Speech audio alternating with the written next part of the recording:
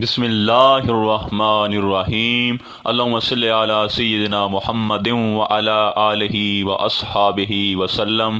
سامعین محترم، یہ آپ کی اور ہماری خوش قسمتی ہے کہ اللہ تعالیٰ کے فضل و کرم سے ہمیں آج ذکر استغفار جیسے اہم موضوع پر گفتگو کرنے کا شرف مل رہا ہے، کیونکہ ذکر استغفار میں وہ قوت ہے کہ یہ پل بھر میں انسان کی زندگی کو بدل کے رکھ دیتا ہے، اور یہ کمالات، معجزات، نعمت خداوندی سے بھرپور ہے۔ اور یہ ذکر کسی ایک مقصد کے لیے حاجت کشا نہیں ہے، بلکہ اگر آپ خدا کو پانا چاہتے ہیں، معرفت الہی کے طالب ہیں، یا کسی مشکل میں ہیں، یا کسی مصیبت اور مصائب میں ہیں، یا کاروبار، مال، رزق اور اولاد کا مسئلہ ہے، یا نفس و شیطان یا جادو ٹونے کا مسئلہ ہے، یا کوئی ایسی حاجت ہے جو مسلسل وظائف اور کوشش کرنے کے باوجود حل نہیں ہو رہی، تو اب آپ بے فکر ہو جائیں۔ انشاءاللہ تعالی استغفار کی برکت سے آپ کا ہر مسئلہ حل ہو جائے گا۔ حتیٰ کہ آج کی اس ویڈیو میں جس استغفار کا ہم ذکر کرنے والے ہیں، یہ دین اور دنیا کی کامیابی کی ضمانت ہے۔ لہذا آج کی اس ویڈیو میں ہم انشاءاللہ تعالی آپ کی خدمت میں ایک خاص استغفار کا ذکر، اس کے معجزات اور اس کی تعداد و شرائط وغیرہ پیش کریں گے۔ ہماری ایک ہی گزارش ہے کہ ویڈیو کو مکمل دیکھیے گا، اسی میں آپ کی بھلائی ہے، کیونکہ اگر آپ نے ویڈیو مکمل نہیں دیکھی تو آپ کو کچھ سمجھ نہیں آئے گی۔ اب بلا تاخیر ہم اپنے موضوع کی طرف آتے ہیں۔ دیکھیں سامعین، اس وقت پوری امت مسلمہ مسائل، امراض اور پریشانیوں میں گھری ہوئی ہے اور طرح طرح کے عذابات کا شکار ہے، مگر ہم نے کبھی یہ سوچا ہی نہیں کہ اس سے نجات کی کیا صورت ہے۔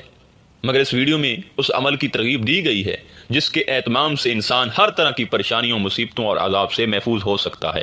سامعین محترم، استغفار ایک ایسا عمل ہے جس پر وعدہ خداوندی ہے کہ امت عذاب سے محفوظ رہے گی۔ آج ہم جو طرح طرح کے عذابات کا شکار ہیں، اس کی وجہ یہ ہے کہ ہم اللہ تعالیٰ سے سچے دل سے معافی اور استغفار نہیں کرتے، کیونکہ اگر ہم گناہوں کے بعد استغفار کرتے رہتے تو ہم اس طرح کے پریشان کن حالات سے ہرگز دوچار نہ ہوتے، کیونکہ قرآن پاک میں ارشاد خداوندی ہے جس کا ترجمہ یوں ہے: اور اللہ تعالیٰ ہرگز نہ عذاب کرتا ان پر جب تک تو رہتا ہے ان میں، اور اللہ ہرگز نہ عذاب کرے گا ان پر جب تک وہ استغفار کرتے رہیں گے۔ مولا کائنات حضرت علی علیہ السلام کا ارشاد ہے کہ کائنات میں دو امان دیے گئے، زمین کے دو امان میں سے ایک تو اٹھا لیا گیا، اور وہ رسول اکرم صلی اللہ علیہ وآلہ وسلم کی ذات گرامی ہے، اور دوسرا باقی رہ گیا، اور وہ استغفار ہے۔ لہٰذا اس کو مضبوطی سے پکڑ لو۔ معلوم ہوا کہ انسان جب تک استغفار کرتا رہے گا اللہ تعالیٰ کے عذاب سے محفوظ رہے گا۔ اس کی مزید تائید اس حدیث شریف سے ہوتی ہے۔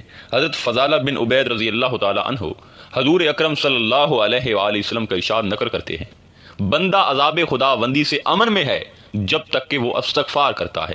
ایک اور حدیث ہے، حضرت ابو سعید رضی اللہ تعالیٰ عنہ سے روایت ہے کہ حضور اکرم صلی اللہ علیہ وآلہ وسلم نے ارشاد فرمایا: بلا شبہ شیطان نے کہا، اے رب، قسم ہے تیری عزت کی، میں تیرے بندوں کو بہکاتا ہی رہوں گا جب تک کہ ان کی روحیں ان کے جسموں میں رہیں گی۔ اس پر اللہ تعالیٰ نے ارشاد فرمایا کہ مجھے اپنی عزت و جلال کی اور رتبہ بلندی کی قسم ہے، میں ان کو بخشتا رہوں گا جب تک وہ استغفار کے ذریعے مجھ سے معافی طلب کرتے رہیں گے۔ دیکھیں سامعین، کثرت استغفار سے جہاں گناہوں کی معافی ہوتی ہے، جہاں اللہ کا قرب نصیب ہوتا ہے، وہاں دنیا کے مسائل بھی حل ہوتے ہیں۔ چنانچہ حضرت ابن عباس رضی اللہ تعالیٰ عنہ سے روایت ہے کہ حضور اکرم صلی اللہ علیہ وآلہ وسلم نے ارشاد فرمایا: جو شخص استغفار میں لگا رہے، اللہ تعالیٰ اس کے لیے ہر دشواری سے نکلنے کا راستہ بنا دیں گے، اور ہر فکر کو ہٹا کر کشادگی فرما دیں گے، اور اس کو ایسی جگہ سے رزق دیں گے جہاں سے اس کو دھیان بھی نہیں ہوگا۔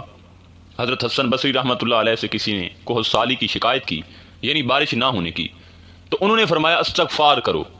دوسرے نے تنگ دستی کی شکایت کی تو اس کو بھی فرمایا کہ استغفار کرو۔ تیسرے آدمی نے اولاد نہ ہونے کی شکایت کی تو اس کو بھی فرمایا کہ استغفار کرو۔ چوتھے نے شکایت کی کہ پیداوار زمین میں کمی ہے تو ان کو بھی فرمایا کہ استغفار کرو۔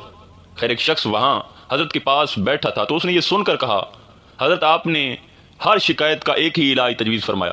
تو حضرت نے قرآن کی ایک آیت کی تلاوت فرمائی جس کا ترجمہ یوں ہے: گناہ بخشواؤ اپنے رب سے، بے شک وہ ہے بخشنے والا، وہ کثرت سے تم پر بارش بھیجے گا اور تمہارے مال اور اولاد میں ترقی دے گا، اور تمہارے لیے باغات بنا دے گا، اور تمہارے لیے نہریں جاری فرما دے گا۔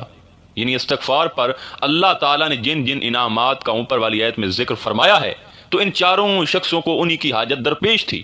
لہٰذا حضرت حسن بصری رحمۃ اللہ علیہ نے سب کو ہی استغفار کی ہی تلقین فرمائی۔ سامعین محترم، یقین کریں ذکر استغفار دل کی سیاہی کو دور کرتا ہے۔